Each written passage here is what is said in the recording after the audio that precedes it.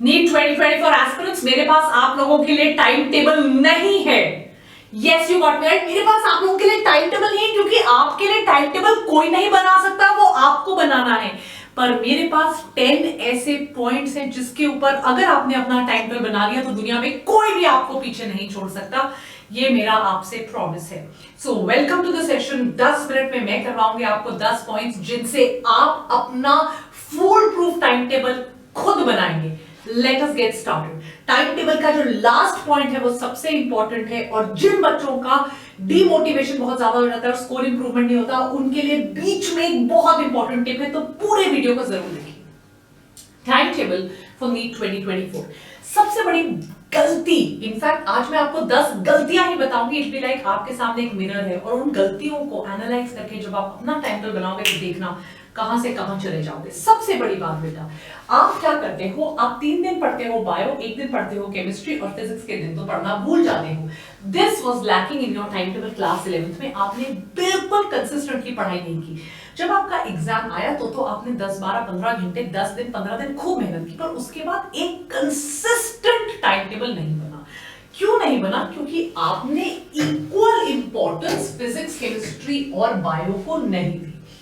हो सकता है कुछ लोग आपको बोले कि फिजिक्स को ज्यादा पढ़ो, केमिस्ट्री को एवरेज पढ़ो, बायो को कम पढ़ो, that is also fine, but at least start करने के लिए आप तीनों को बराबर पढ़ना शुरू करो। अगर आप 6 to 7 आवर्स रोज पढ़ते हो, 2 to 2.5 hours physics, 2 to 2.5 hours chemistry, और 2 to 2.5 आवर्स आपको बायो पढ़नी है। It has to be regular, it has to be equal, and it has to be consistent. तो सबसे पहली चीज जो आपको अपने टाइम टेबल में करनी है वो है REC। पढ़ाई रेगुलर होनी चाहिए। कैसे रेगुलर होगी? पॉइंट 2 पे बताऊंगी। पढ़ाई जो है आपकी इक्वल होनी चाहिए तीनों सब्जेक्ट्स में, किसी एक सब्जेक्ट को अभी ज्यादा वेटेज नहीं देनी, और पढ़ाई consistent. Out of 6 days at least 7 days आपको रोज पढ़ाई करनी है। अब आते हैं पढ़ाई जो है वो रेगुलर कैसे होगी। क्यों ऐसा होता है कि किसी दिन तो पढ़ाई हो जाती है 2-3 दिन, पर पढ़ाई नहीं होती? क्योंकि आपने कभी टाइम को ब्लॉक नहीं किया।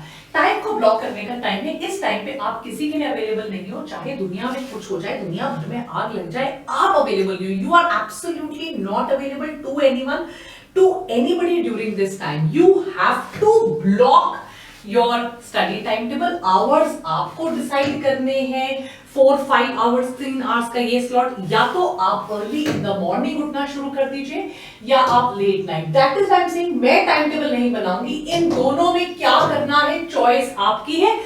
कोई भी अच्छा है बुरा नहीं है, दोनों ही बढ़िया, depending on what is the time when you are at your peak reception.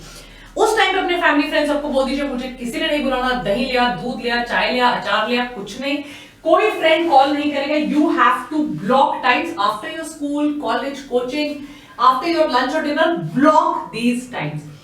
पढ़ाई ब्लॉक कर दिया, टाइम ब्लॉक कर दिया, फिर भी पढ़ाई क्यों नहीं हो पाती? क्योंकि कंसिस्टेंसी क्यों नहीं हो पाती? थर्ड पॉइंट है वेरी इंपॉर्टेंट, क्योंकि जैसे आप पढ़ने बैठते हो किताब कहीं और पढ़ी होती है, जैसे आप पढ़ने बैठते हो एमसीक्यू बुक कहीं और पढ़ी होती है। You have to collect all your books, your study table has to be clean. जो सब्जेक्ट पढ़ रहे हो वही पढ़ना है। सारे स्टडी मटेरियल को इकट्ठा करके अपने टेबल पे एक साथ रख के सिर्फ प्रायोरिटी की किताबें रखकर पढ़ना है।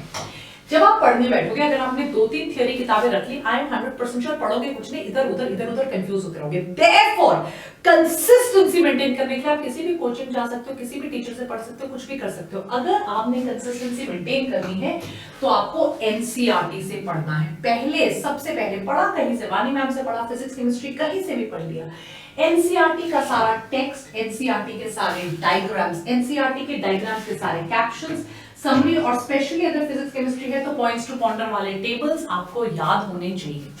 आप पढ़ो कहीं से। पढ़ना किसके लिए? पढ़ना है एनटीए वाले नीट एग्जाम के लिए, जो सिर्फ एनसीईआरटी से आएगा। बड़े कोचिंग लाखों रुपए जो लेते हैं उनको जस्टिफाई करने के लिए बहुत एक्स्ट्रा पढ़ाते हैं, बहुत एक्स्ट्रा नोट्स बनाते हैं। इस गिल्ट ट्रिप पे नहीं जाना, इस गलती में नहीं फंसना। कंसिस्टेंसी मेंटेन करने के लिए एनसीईआरटी से पढ़ना है, टेबल को क्लीन रखना है, और टेबल पे ही सारी चीजें लेकर एक बार में बैठना है। जब पढ़ रहे हो अब क्या करना है? जब पढ़ रहे हो डिफिकल्ट होगा टॉपिक, लंबे होंगे टॉपिक। टाइम टेबल बनाने का एक बहुत बड़ा ब्लंडर जो बच्चे करते हैं वो ये करते हैं, क्योंकि वो लोग चीज को पता है क्या करते हैं, बहुत बड़े बड़े स्लॉट्स में डाल देते हैं, आज मैं पूरा वर्क एनर्जी पावर कर दूंगी, आज मैं पूरा इलेक्ट्रॉन, नहीं। अगर आप ऐसे पढ़ोगे आपको पता ही नहीं कि आज का टारगेट क्या है, आज कितना खत्म करना है, इज इट पॉसिबल। हमेशा आपका टारगेट डूएबल होना चाहिए। मैंने पहले भी बोला था टाइम टेबल आप बनाओगे, वानी मैम आपको बताएंगे कैसे आपका टाइम टेबल बनना है। सो जो आपके टॉपिक है आप उनको सेवरल पार्ट्स में ब्रेक कर लीजिए। जब आपने टॉपिक्स को आपने ब्रेक कर लिया है, एक बार एक करके उनको पढ़ो। मान लो एक चैप्टर है, जैसे अगर हम इस बात का कर रहे हैं sexual reproduction in flowering plants, तो यार आज मैं करूंगा माइक्रोस्पोरोजेनेसिस, कल करेंगे मेगास्पोरोजेनेसिस। तो आपने टॉपिक को डे वाइज डिस्ट्रीब्यूट कर लिया। पढ़ते समय अगर चीजें बहुत कॉम्प्लेक्स है, दो टिप्स दे रही हूं, ध्यान से सुनो, आपकी पढ़ाई नेक्स्ट लेवल पर पहुंच जाएगी। पहली, चीजों को विजुअलाइज करना शुरू करो। आप सिर्फ पढ़ते चले जा रहे हो, आंखें बंद करो या वीडियो पे कोई एनिमेशन देखो। फिजिक्स का अगर कोई वीडियो है तो कोई हाई फाई एनिमेशन लगाओ, चीजों को इमेजिन करना सीखो। ट्रेन एक तरफ से जा रही है, कितना उसका डिस्प्लेसमेंट हो रहा है, क्या हो रहा है, माइक्रोस्पोरोजेनेसिस, चीजों को जब आप विजुअलाइज करोगे, जब आप विजुअलाइज करके 3D में उनको देख के उनके डायग्राम्स बनाओगे, आप अपनी फोटोग्राफिक मेमोरी को यूज कर रहे हो, not just your reading memory, आपको चीजें याद होंगी।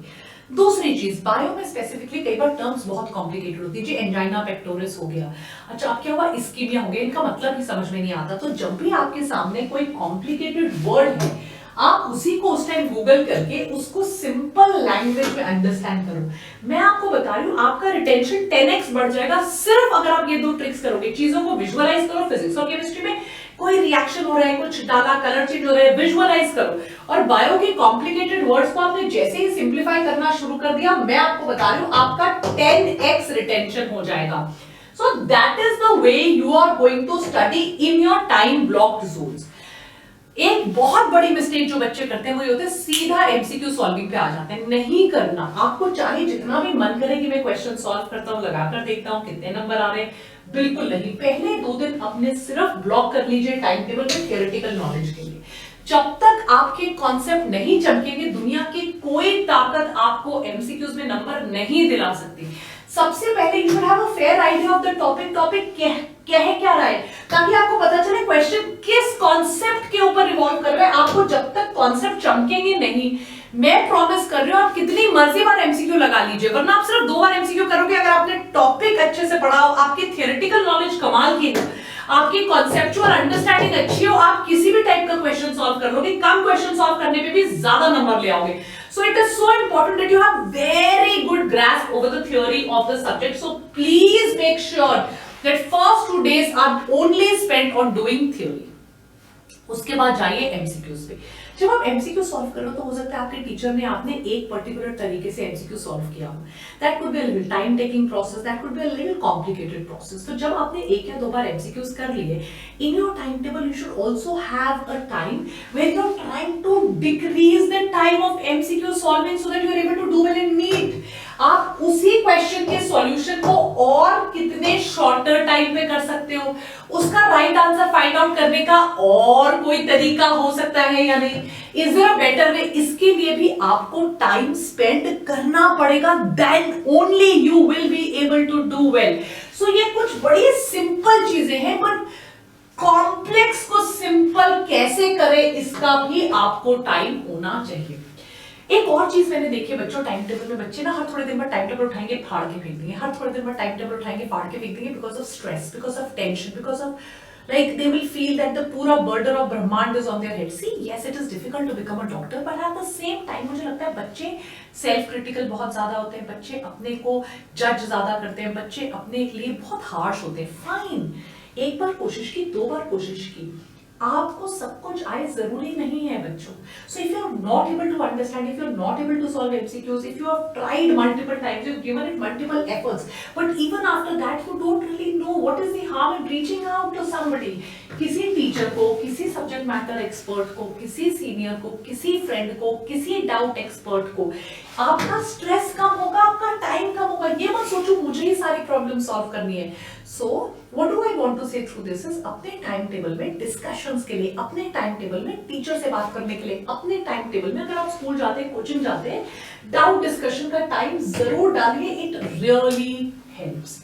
एक लास्ट चीज, आपके टाइम टेबल में थ्योरी पढ़ी, एमसीक्यू किया, इसके अलावा 2 चीजें और होनी चाहिए। एक, अगर आप टेस्ट नहीं दोगे आपको पता ही नहीं चलेगा कि आपकी प्रिपरेशन किस लेवल की है।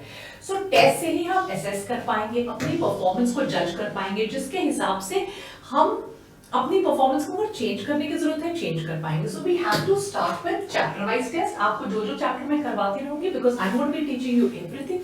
हमारे 3-4 चैप्टर होंगे, मल्टीपल चैप्टर वाइज टेस्ट, और फिर उसके बाद हम फुल सिलेबस पे मूव करेंगे। हो सकता है ये गलती आपने 11th में क्यों पढ़ते चले जा रहे हैं, भूल रहे हैं पर नहीं पढ़ रहे हैं, ये नहीं करनी।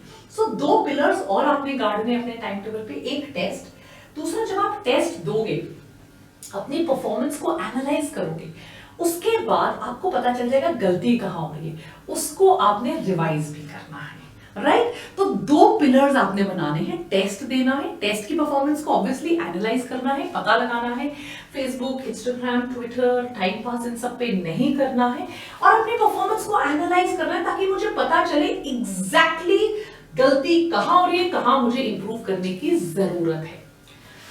1 साल है हमारे पास। अगर इस महीने में ही आप अपना टाइम टेबल, एक बार में नहीं बनेगा, एक बार में फॉलो भी नहीं होगा, 2-3 बार फाड़ोगे, पेज दोबारा बनाओगे, पर इटरेट करके अगर 10-15 दिन में ठीक हो गया, you will start to feel better. जो आपको सैडनेस, डिप्रेशन फील हो रहा है, एंग्जाइटी हो रही है, स्ट्रेस हो रहा है, क्वेश्चन नहीं सॉल्व हो रहे, थ्योरी नहीं हो रही, भूल रहे हो, बिकॉज आपने रिविजन का भी टाइम दोगे, आप टेस्टिंग का भी टाइम दोगे, टेस्ट के एनालिसिस का भी टाइम दोगे, थ्योरी भी पढ़ोगे, एमसीक्यू भी करोगे, इन सबको अगर करोगे आपको टेंशन नहीं होगी।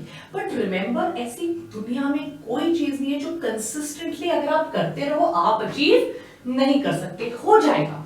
इसीलिए मैंने बोला, जहां पर आपको लग रहा है चैप्टर वीक हो रहा है, नया कुछ उस दिन ना पढ़ो, 1-2 दिन का ब्रेक ले लो, पर रिवाइज कर लो, बार बार उसको देख लो, ताकि कंसोलिडेट करते चलो। आगे बढ़ने का फायदा नहीं है अगर पीछे वाली चीज छूटती रहे। सो इसलिए मैंने बोला, आपके टाइम टेबल का पढ़ाई तो करनी है, स्टडी, बट 2 मेन पिलर जो है वो टेस्ट और रिविजन है। टेस्ट करके पता लगाना है कि स्टडी कितनी सक्सेसफुल हुई, और रिवाइज करके चीजों को जोड़कर रखना है।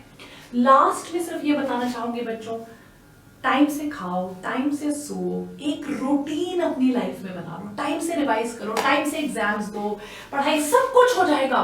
स्लीप वेल, ईट वेल, थोड़ा मम्मी पापा से गप्पे भी मार लो, थोड़ा रिलैक्स भी रहो, कभी 15-20 दिन में, 1 महीने में एक मूवी भी देख लो, कभी हंसने वाले वीडियो भी देख लो, कभी बारे में वो बीच बीच में गोफी वीडियोस बनाती है वो भी देख लो, सब रिलैक्स रहो। और जो प्रॉब्लम है guys, I am always there, comment करिए, बताइए क्या प्रॉब्लम है। We are there. We are a family after all, a Vedantu Biotronic family, and I am always there for you. So lots of love, lots of blessings. जैसे मैं हमेशा कहती हूँ, रब राखा, God bless you मेरे बच्चों, अच्छे से पढ़ो। एंड मैं तो हूँ ही, जो भी आपको हेल्प चाहिए प्लीज कमेंट सेक्शन में बता दीजिए। अगर आपको ये वीडियोस अच्छे लग रहे हैं प्लीज लाइक कीजिए। And I always have a 1-man army guys, बहुत मेहनत करती हूँ, 24 already started working for you, बहुत मेहनत लगती है। So please share your love back in the form of a comment और अ लाइक, एक हार्टी बना के भेज दो, and share it with your other friends जिनके पास इतना पैसा नहीं है कि वो बहुत बड़ी बड़ी दिल्ली कोटा की कोचिंग जा सकें। I am there to teach you all for free. Take care, God bless you, bye.